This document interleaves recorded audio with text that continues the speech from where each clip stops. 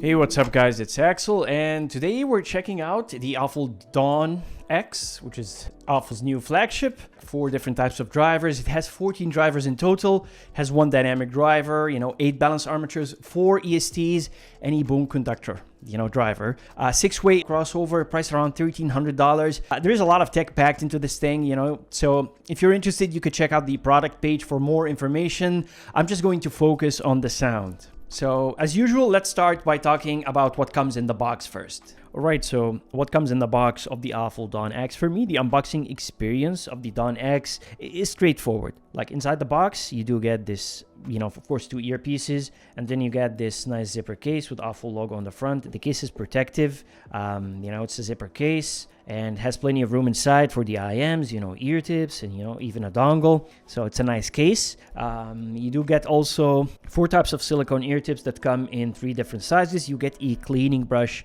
and you do get a nice 4.4 fixed cable. The cable, while not modular, comes in 4.4, which I'm fine with. And the cable itself is soft. It's easy to manage. It's easy to wrap and unwrap. It's not microphonic. The chin slider works and stays in place. Though I have to say, above the chin slider, the cable can be a bit memory prone and stiff. But other than that, it worked well for me. It's a very nice cable, well behaved, stays in place, and I've had no issues with it. For me, it's a very nice cable.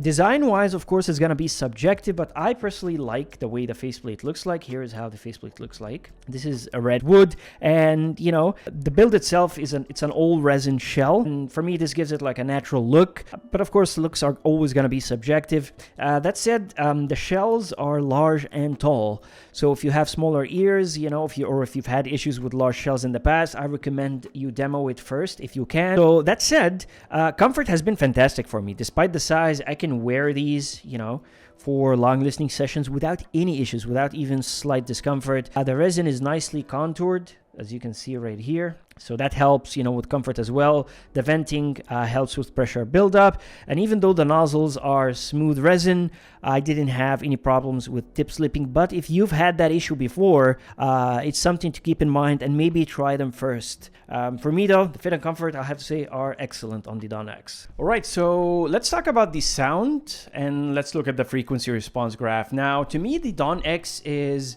a mild V-shaped sound signature. It has natural mids, a moderate bass boost, and a smooth extended treble. For me, this sound is engaging. It's an exciting sound signature, yet still very natural when it comes to the mid-range. So let's start by talking about the bass.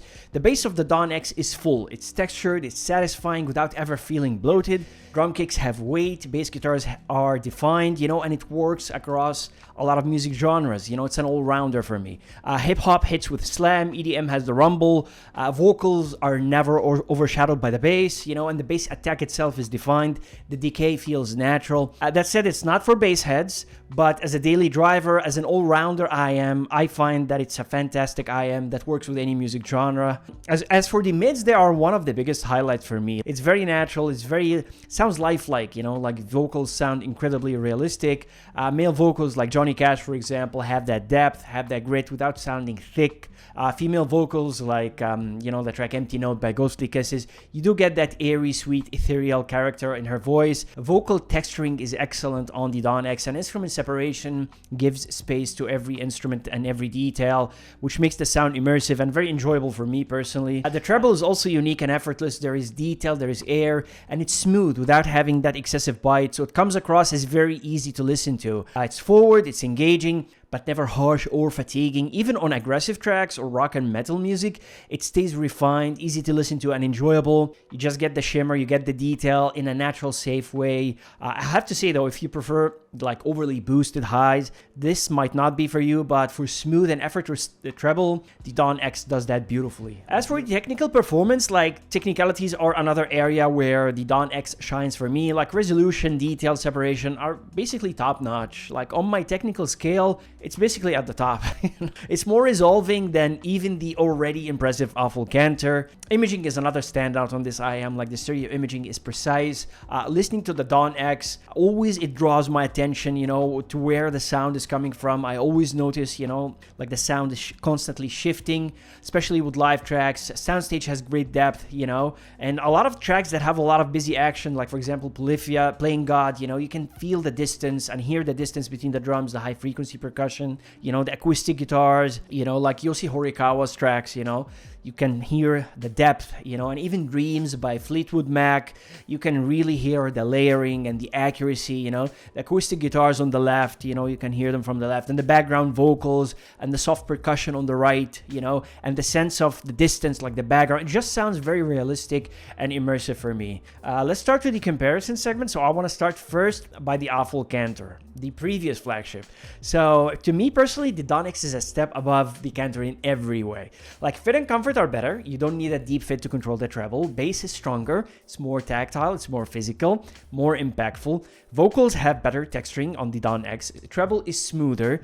Detail, stage, layering, and separation all feel better on the Dawn X. The Cantor's treble is a bit more incisive, like it has a stronger sense of bite, which maybe some people might prefer. For me personally, I have to say the Dawn X is more effortless, more engaging, more fun. I would take the Dawn X over the Cantor any day of the week. As for the FiiO FX17, accessory-wise, the FX17 wins with an incredible accessory package. 22 pairs of ear tips, you know, a cleaning brush, MMCX tool. Like FiiO really went above and beyond with the accessories of the X17.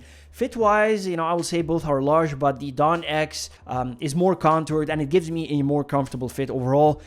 Sound-wise, the FX17 is warmer. The Dawn X sounds cleaner. You know, it has the more natural vocals, the tighter bass impact, you know, the smoother, more detailed treble, the better sense of layering, stage depth even, and the immersion. All of these things are really things that the Dawn X, and I prefer the Dawn X for my personal preferences. Moving on to the BGVP Solomon, again, accessories are fantastic on the Solomon, really comprehensive. You get a box within a box and all of that. But sound-wise, is just for me, it's very bright and fatiguing. Like the boosted treble also affects the naturalness in the mid-range. The Dawn X for me personally just delivers that effortless detail. The smooth and natural mid-range is gentle in the treble, you know, it's tamer, it's not bright, you know, it's not fatiguing, and it has that, you know, spacious instrument separation. So for me personally, the Dawn X is far more enjoyable. And finally, we have the Elysian Apostle, my favorite. So the biggest difference here is gonna be in the bass. It's punchy, which kind of makes it more fun on bass-heavy tracks. The Dawn X excels in the mid-range naturalness, the layering, the imaging, and the effortless sense of treble.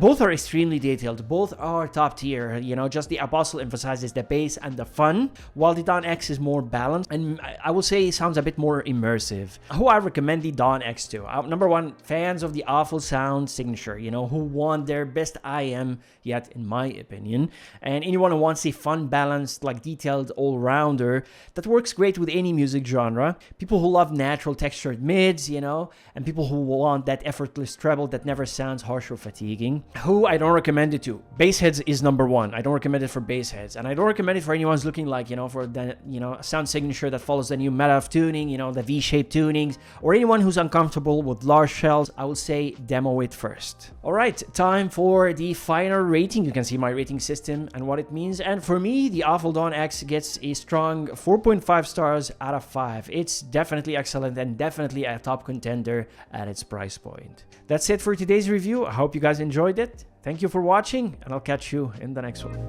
Peace.